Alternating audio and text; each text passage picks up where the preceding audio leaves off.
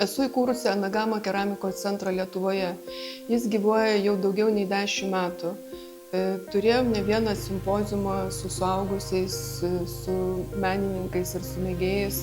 Ir kilo mintis padaryti simpoziumą su vaikais, kad jie pamatytų, kaip tie darbai išdegami, nes paprastai renkasi būrelį, nulipdo ir visą kitą darbą padaro mokytojai. Jie nemato krosnės nei pakrovimo, nei išdegimo ir net neįsivaizduoja, kaip darbai jų atrodo degimo metu.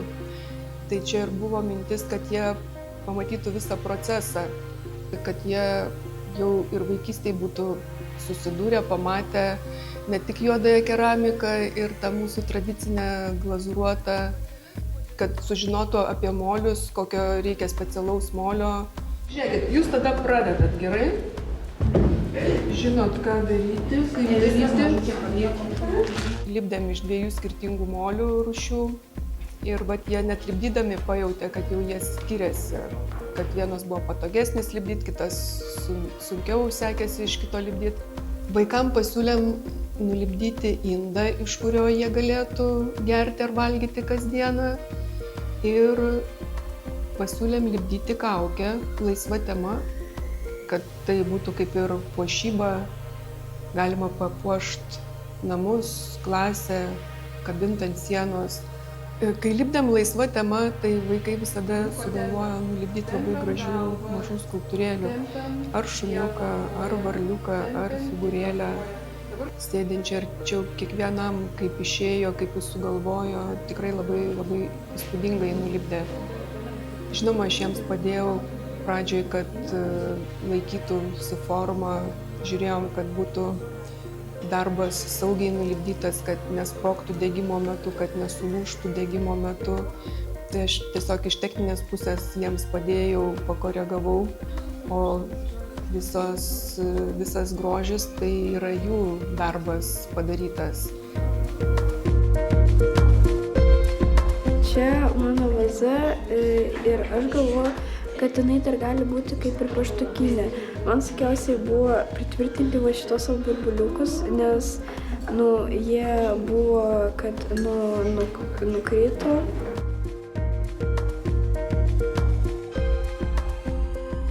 Tai pas mane toks kaip yra indas ir aš jį padariau, kaip iš pradžių norėjau daryti vazą, bet pato nelabai gavosi, tai padariau tokį kaip indą, galima čia dėti, nežinau, tai gal kaip braškės, kažkokias saldainius ar dar kažką. Padariau vazą, kur yra kaip jūra ir su akmenukais visai apklijuotais. Labai daug reikėjo akmenukų apklijuoti. Čia yra mano vaza. Čia aš dėsiu gėles ir aš papuošiau tokiais paukščiukais ir gėlytėm. Man sunkiausia buvo, kad va šitos detalės nenuskiltų.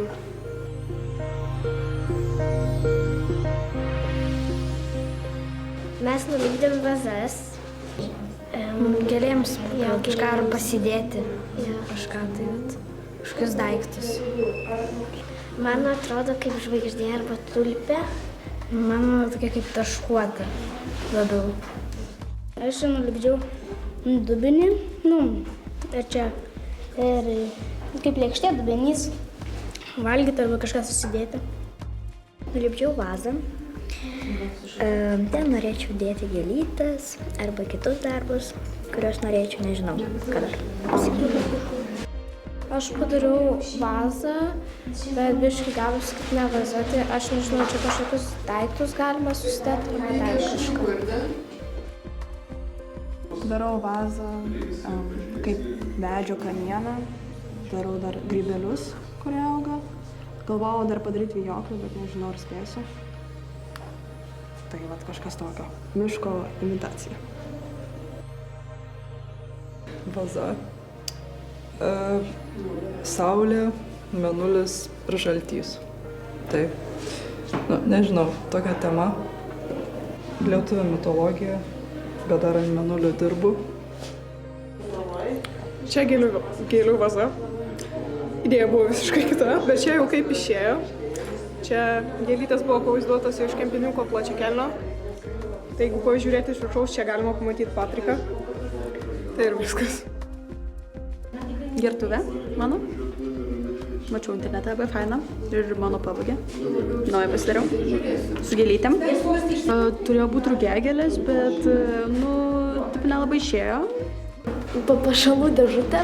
Sunkiausia buvo padaryti šitos ragus, tol kad jie pastoviai atkritinėjo ir nesilipdė. Čia yra puodukas, kuris neturi idėjos. Aš jį lipdžiau tiesiog, kad nulipdyti kažką. Ir man labai patinka. Puodukas nebūtinai turi turėti idėją.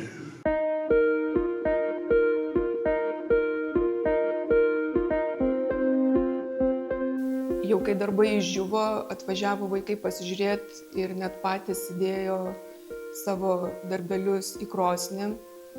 Ir pirmiausia, gal jiems buvo keista, kad ta krosnis tokia milžiniška ir kad į ją telpa tiek daug darbų. Anagama krosnis apkeliavo visą pasaulį ir atėjo į Lietuvą iš Japonijos. Anksčiau tokią krosnį naudodavo Kinijoje, Korėjoje ir galiausiai į Japoniją nukeliavo. Ir anagama reiškia urvas, skylė kalne. Tai seniau jie tiesiog molio kalne išsikasdavo tokį kaip ir urvą su išeinančia anga kaip kaminu ir sudėdavo savo darbus ir degdavo malkomis tol, kol išdegdavo kažkurį tai laiką. Kelias paras galėdavo degti priklausomai nuo krosnės dydžio. Tai dabar yra šitos krosnys sumūrinamos, jos panašios į tunelį. Jeigu važiuojam keliu ir pravažiuojam tunelį, tai šita krosnis yra kaip kelio tunelis, tik tai gerokai mažesnė ir turi kaminą ir sudedama ant specialių lentynų ir specialių kojelių darbai kaip į spintą su tam tikrom linijom, kad paliktume vietą, kur dėt malkas.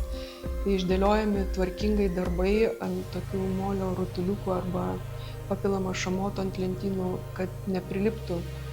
Nes aukštoj temperatūroje lydosi pelenai, lydosi pats molis ir gali tiesiog sulipti viskas į vieną gabalą, į vieną krūvą.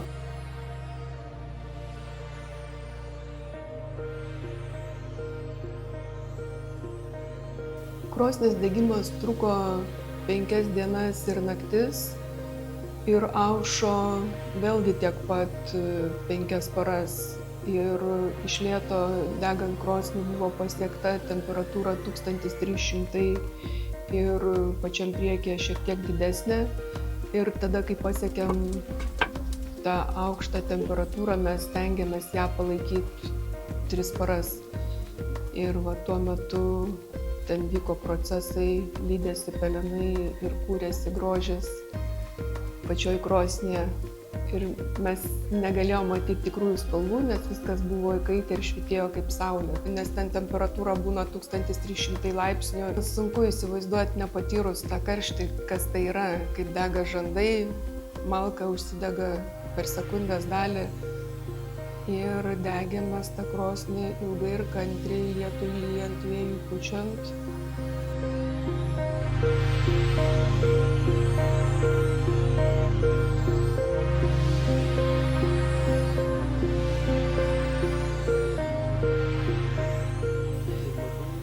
Tai atsidarėm krosnį ir vaikai galėjo patys išsiimti savo darbus ir įvertinti, ar tai pateisino jų lūkesčius. Ir aiškiai matėsi, kad pranoko, kad gražiau negu tikėjomės pavyko šiam degime. Anagama keramikos išskirtinumas yra tas, kad ilgai degant aukštoj temperatūroje su išlaikymu yra labai gerai sukepa iš lėto molis. Jisai vėl virsta į akmens būvį. Jis yra toks labai kietas, atsparus, tvirtas. tą keramiką galime laikyti lauke.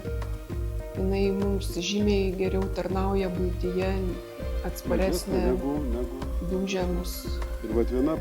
Dar šitos krosnės anagama didžiausias grožis tai yra pelenai, kuriuos liepsnos degimo metu užneša ant darbų ir jų kaupiasi vis daugiau ir jie lydosi ir teka per paviršius.